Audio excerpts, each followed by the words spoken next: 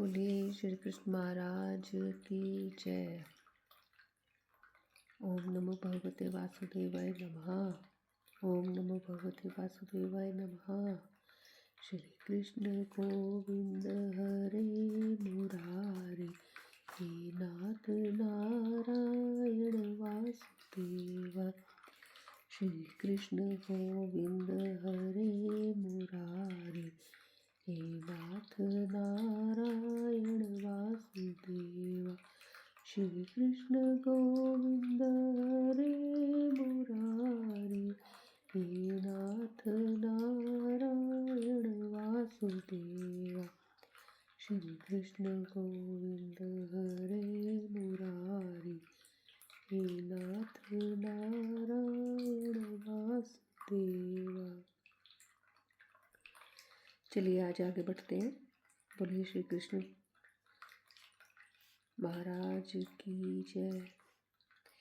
हे मुकुट ने कहा, राजन, यदुकुल तिलक अलकापुरी के स्वामी धन के अधीश्वर लोकपाल राज कुबेर ने जो संदेश दिया उसे आप सुनिए। जैसे स्वर्गलोक में प्रभु इंद्र देवताओं के राजा कहे गए हैं, उसी प्रकार भूतल पर एकमात्र मैं ही राजाओं का महान अधिराज होने के कारण राज कहा गया हूँ। यद्यपि मेरा धर्म शील स्वभाव मनुष्यों के समान है, तथापि भूतल पर राजा धीराजों ने सदा मेरा पूजन किया। इसलिए उग्रसेन को ही मुझे उत्तम भेंट देनी चाहिए। मैं भेंट लेने का अधिकारी हूँ, देने का नहीं। इसलिए मैं यदु राज उग्रसेन को कदापि भेंट नहीं दूंगा। यदि तुम नहीं मानोगे तो युद्ध करूंगा, इसमें संशय नहीं है।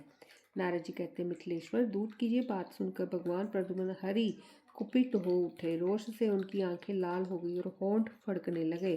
प्रद्युम्न बोले, वृष्णवंशियों के स्वामी उग्रसेन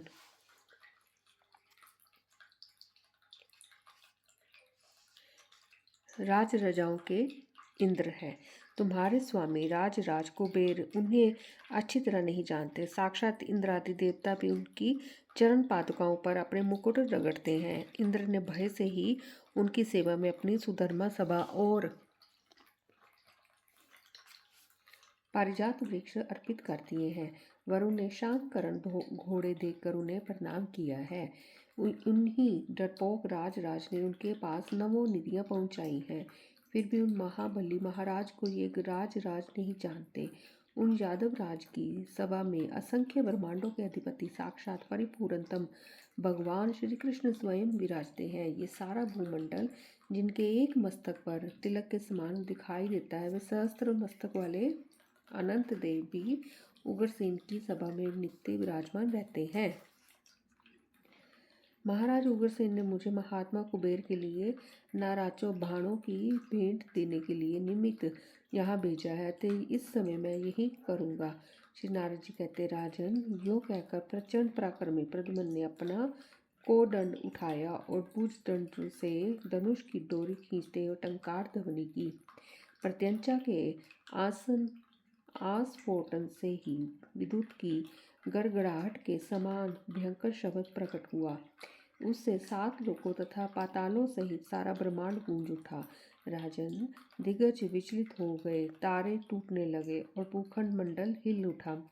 धनुधारियों में श्रेष्ठ प्रद्युम्न ने तर्कस से एक बाण खींचकर उसे अपने धनुष की प्रत्यंचा रखा और उसे छोड़ दिया। 12 सूर्यों के समान तेजस्वी उस बाण ने संपूर्ण दिग्मंडल को प्रकाशित करते हुए गुहाकराज के छत्र और चवर को काट दिया। यह अत्यंत विचित्र कांड देखकर राज कुबेर के क्रोध की सीमा न रही। वे पुष्पक विमान पर आरूढ़ हो सैनिकों के साथ युद्ध की कामना से पुरी के बाहर निकले। उनके साथ घंटानाद और पार्श्वमौली नामक यक्ष मंत्री भी थे। कुबेर के नलकूबर और मणिग्रीव नामक दोनों पुत्र ध्वज के अग्रभाग में सुशोभित हो रहे थे। उनकी सेना के कुछ यक्ष अश्वमुख थे, कितने ही यक्षों के मुख सिंह के समान थे, कुछ सूस और मगर के समान मुख वाले थे, कोई आधे पीले और काले आधे काले थे, किन्हीं के केश ऊपर की ओर उठे थे। वे सब के सब उन्मत्त से उन्मत्त थे। टेढ़े मेढ़े दांत, लपलपाती हुई जीभ, विशाल दंष्ट्रा वाले महाबली यक्षों के मुख विकराल दिखाई देते थे। वे कवच तथा ढाल तलवार धारण किए हुए थे। शक्ति, रिष्टि, भुशुंडी और परिध ये आयुध उनके हाथों में दिख जाते थे। कुछ यक्षों ने धनुष और बाण ले रखे थे और किन्हीं के हाथ में फरसे चमक रहे थे। युद्ध के लिए निकले हुए हाथी सवार, रथारोही और घुड़सवार यक्षों के शस्त्रों मंडल शोभा पाते थे। शंख और दुदुम्बियों की ध्वनि से तथा सूत, मागध और बंदी जनों के स्तुति पाठ से भूतल पर कुबेर के वीर सैनिक आकाश में विद्युत गर्जना से युक्त मेघों के समान जान पड़ते थे। विदेहराज, इस प्रकार दिव्य महायोग में सिद्ध क्षेत्र से करोड़ों मत वाले यक्ष निकल पड़े। उनके आ जाने पर प्रमथों की विशाल सेना उनकी सहायता के लिए आ पहुंची। कितने ही भूत और प्रमथ विकराल वदन और मदोन्मत्त दिखाई देते थे। उनके साथ डाकनियों के समुदाय, यातुदान, बैताल, विनायक, कुष्मांड, उन्माद, प्रेत, मातृकागान, निशाचर, पिशाच, ब्रह्मा, राक्षस और भैरव भी थे, जो भीषण गर्जना करते हुए मारो काटो फाड़ो की रट लगा रहे थे।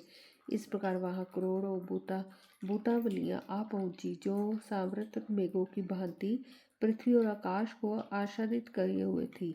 मोर पर बैठे हुए स्वामी कार्तिकेय तथा चूहे पर चढ़े हुए गणेश जी डमरू की ध्वनि के साथ वीरभद्र को लिए सबसे आगे आ पहुंचे। प्रथम गण उन दोनों के यश का गान कर रहे थे। इस प्रकार पुण्यजनों का यादवों के साथ तुमुल युद्ध आरंभ हुआ, जो अद्भुत और रोमांचकारी था। रथी रथियों से, पैदल पैदलों से, घोड़े घोड़ों से और हाथी हाथियों से परस्पर जूझने लगे। राजेंद्र, रथ, हाथी, घोड़े और पैदलों के पैरों से उठी हुई धूल ने सूर्य सहित आकाश मंडल को ढक दिया। बोलिए श्री कृष्ण महाराज की जय। 24वां अध्याय, यादव सेना और यक्ष सेना का घोर युद्ध।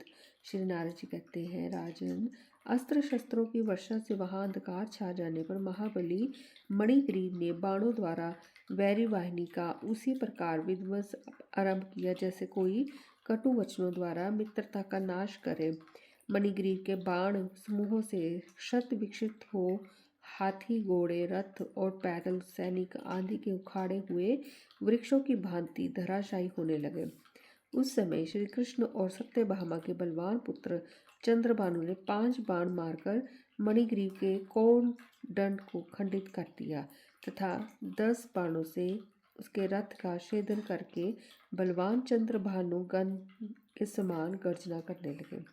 ये देख मणिग्रीव ने भी चंद्रभानु पर अपनी शक्ति चलाई। मैथिल वह शक्ति संपूर्ण दिशाओं को प्रकाशित करती हुई बड़ी भारी उल्का के समान गिरी, परंतु चंद्रभानु ने खेल सा करते हुए उसे बाएं हाथ से पकड़ लिया।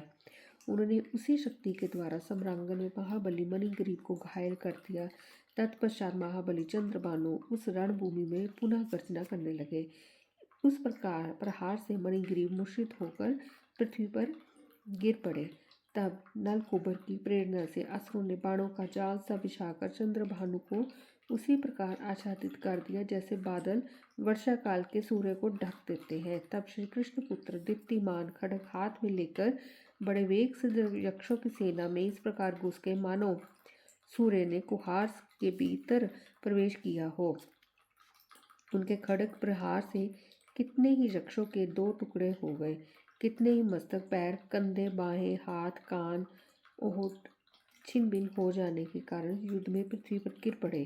किरीट, कुंडल और शिरस्त्राणों सहित उनके कटे हुए बीभत्स मस्तक रक्त की धारा बहा रहे थे और उनसे ढकी हुई रणभूमि महामारी से जान पड़ती थी। मरने से पहले हुए घायल यक्ष भय से बेहाल होकर भाग गए।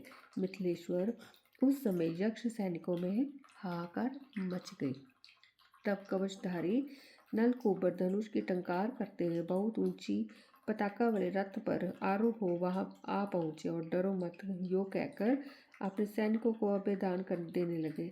नलकूबर ने 5 बाणों से कृतवर्मा पर, 10 बाणों से अर्जुन पर और 20 बाणों से दीप्तिमान पर प्रहार किया।